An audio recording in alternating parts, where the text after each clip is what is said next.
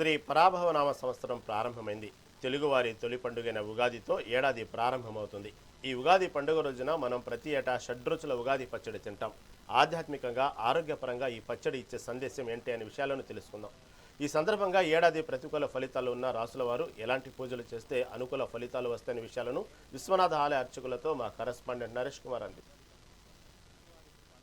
పండుగతోటి ప్రారంభమైన ఈ పండుగకు సంబంధించి నేడు ఉగాది పండుగ పర్వదినాన ఆలయాల్లో భక్తులు ఉదయాన్నే వచ్చి వేకోజామనే అమ్మవార్లను స్వామివార్లను దర్శించుకుంటారు. మరి ఈ క్రమంలోనే నేడు ప్రారంభమైనటువంటి శ్రీ పరాభవ నామ సంవత్సరం సంబంధించి ఉగాది పండుగకు సంబంధించినటువంటి విశిష్టత ఏంటి, దీనికి సంబంధించినటువంటి విశేషాలను, ఈ పరాభవ నామ సంవత్సరానికి సంబంధించినటువంటి చేపట్టబోయేటువంటి ఏ విధమైన కార్యక్రమాలు చేపడితే ప్రజలు ఇటు సుఖశాంతులతో ఉండగలుగుతారని చెప్పేసి విషయాలను ప్రస్తుతం మనతో పాటు ఆలయ పూజారి మనతో పాటు ఉన్నారు. దానికి సంబంధించి విశేషాలను వారి ద్వారా తెలుసుకునే ప్రయత్నం చేద్దాం. స్వామి, చెప్పండి, ఇప్పుడు ఈ పరాభవన సంవత్సరం నేటి నుంచి ప్రారంభం కానుంది. మరి దీనికి సంబంధించినటువంటి ఏ విధమైనటువంటి కార్యక్రమాలు చేపట్టాలి, ఏ విధమైన కార్యక్రమాలతోటి మనకు ప్రజలకు అనుకూల ఫలితాలు ఉంటాయి? ఓం నమ శివాయ. ముందుగా అందరికీ, భారతీయులందరికీ ఉగాది సంవత్సరం, నూతన సంవత్సర శుభాకాంక్షలు. ఈరోజు రెండు తెలుగు రాష్ట్రాల వారికి కొత్త సంవత్సరం ప్రారంభమవుతున్నది. ఈ సంవత్సరం పేరు పరాభవనామ సంవత్సరం. ఈ పరాభవనామ సంవత్సరం నుంచి అందరూ కూడా ప్రపంచంలో ఉన్నటువంటి అన్ని దేశాలు కూడా సుఖశాంతులతో ఆయురారోగ్యాలతో ఉండాలని చెప్పేసి మనం మనస్ఫూర్తిగా కోరుకుందాం. ఈ ఉగాది యొక్క ప్రత్యేకత ఏంటంటే మంచి చెడు సుఖ దుఃఖాల కలయికనే ఈ ఉగాది యొక్క ప్రారంభం, దాని విశిష్టత. ఈ రోజున మనం దేవాలయాలకు వెళ్ళి అదేవిధంగా ఉగాది పచ్చడి ఈ కేవలం తెలుగు రాష్ట్రాలకు మాత్రమే దాని ప్రాతిష్ఠత ఉంటుంది.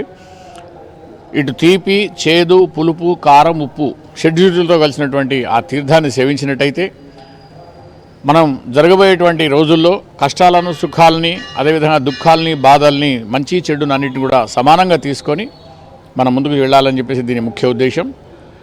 అందరూ కూడా మీ దగ్గర ఉన్నటువంటి దేవాలయాలకు వెళ్ళండి. ప్రతిరోజు, ముఖ్యంగా మొదటి రోజు, సంవత్సరం రోజు మొదటి రోజున మనకు ఈ ఉగాదితోనే ప్రారంభమవుతుంది కాబట్టి జనవరి 1వ తారీఖును కొత్త సంవత్సరంగా తీసుకోకుండా కేవలం ఉగాదిని మాత్రమే మన కొత్త సంవత్సరంగా తీసుకొని ప్రతి వాళ్ళందరూ కూడా మీ దగ్గర ఉన్నటువంటి దేవాలయాలకు వెళ్ళండి, దేవతార్చన చేసుకోండి, అందరూ సుఖశాంతులతో ఉండాలని చెప్పేసి మనస్ఫూర్తిగా ఆ భగవంతుడిని ప్రార్థిస్తూ ఓం నమ శివాయ.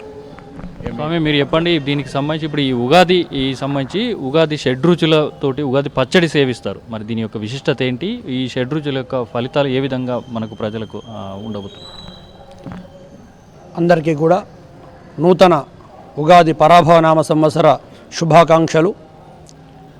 ఉగాది అంటేనే ఈ అన్ని రుచులు, అంటే సుఖము, సంతోషము, మంచి చెడు, ఇవన్నీ కూడా కలయికనే మానవ జీవితం.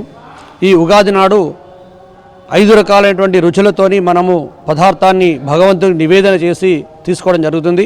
అంటే మానవ జీవితంలో సుఖము ఎట్లయితే ఉంటుందో దుఃఖము కూడా అలాగే ఉంటుంది. అయితే ఈ దుఃఖాన్ని మనందరం కూడా ఛేదించి అందరూ కూడా సుఖ సంపదలను పొందాలి. ముఖ్యంగా పరాభవనామ సంవత్సరం అంటే పరాభవము అంటే చాలామంది కూడా పరాభవం అంటే మనకు వ్యతిరేకత అనేటువంటి అర్థాన్ని తీసుకుంటున్నారు. పరాభవం అంటే పరాభవమే, కానీ దేనికి పరాభవం అంటే చెడుకు పరాభవము. చెడుకు ఏదైతే చెడు మన జీవితంలో ఉంటుందో దానికే పరాభవము. మన మానవ జీవితానికి పరాభవం కాదు. మనకు ఏదైతే చెడు ఉందో, మనకు ఏదైతే వ్యతిరేకం ఉందో దానికి పరాభవం చెందడమే ఈ యొక్క పరాభవనామ సంవత్సర అర్థము. కాబట్టి ఎవరు కూడా ఈ పరాభవనామ సంవత్సరం ఈ పేరుకు చూసి భయపడవద్దు. ఈ పరాభవనామ సంవత్సరంలో అందరికీ కూడా సుఖ సంపదలు కలగాలని చెప్పి కోరడం జరుగుతుంది. ఈ రోజున అంటే ముఖ్యంగా మనకు ఉగాది అంటే ఏంటంటే మన యొక్క కాలచక్రాన్ని మనం ఈ రోజు నుంచి పరిగణలోకి తీసుకుంటాము.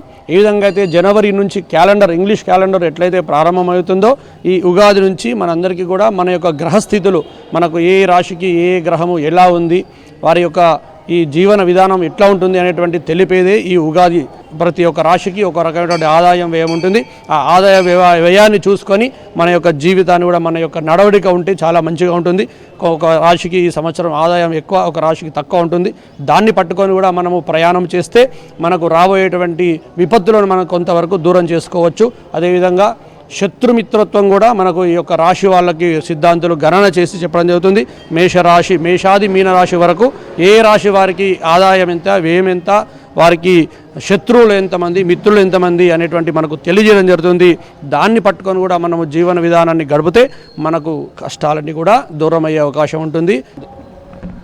మొత్తంగా చూసుకుంటే ఈ పరాభవ సంవత్సరం కేవలం చెడుకు వ్యతిరేకమే తప్ప ఇప్పుడు మానవ జాతికి ఎలాంటి వ్యతిరేకం కాదని, అయితే పైరులో ఉన్నటువంటి పరాభవం అనేది ఎప్పుడు కూడా మానవులకు హాని కలిగించదని చెప్పేసి చెప్తున్నారు. అయితే రాశుల ఫలితాల వారీగా ఇటు ఏదైతే పరిహారాలు ఉంటాయో మరి దీనికి సంబంధించినటువంటి ఆయా అక్కడ ఉన్నటువంటి ఆలయాల పూజారులను సంప్రదించి పూర్తి స్థాయిలో కూడా పరిహారాలకు సంబంధించి తెలుసుకొని పరిహారం అందిస్తే మానవ జాతికి పూర్తి స్థాయిలో మానవులు కూడా పూర్తి స్థాయిలో సుఖశాంతులతో ఉంటారు అని చెప్పేసి పరిహారాలు కూడా చేసుకోవాలి ఖచ్చితంగా అని చెప్పేసి ఇక్కడ ఆలయ పూజారులు చెప్తున్నటువంటి పరిస్థితి. ఇది ఇక్కడ తాజా పరిస్థితి. వీడియో జర్నలిస్ట్ మల్లిస్తో నరేష్, మెగా 9 టీవీ, మంచిర్యాల.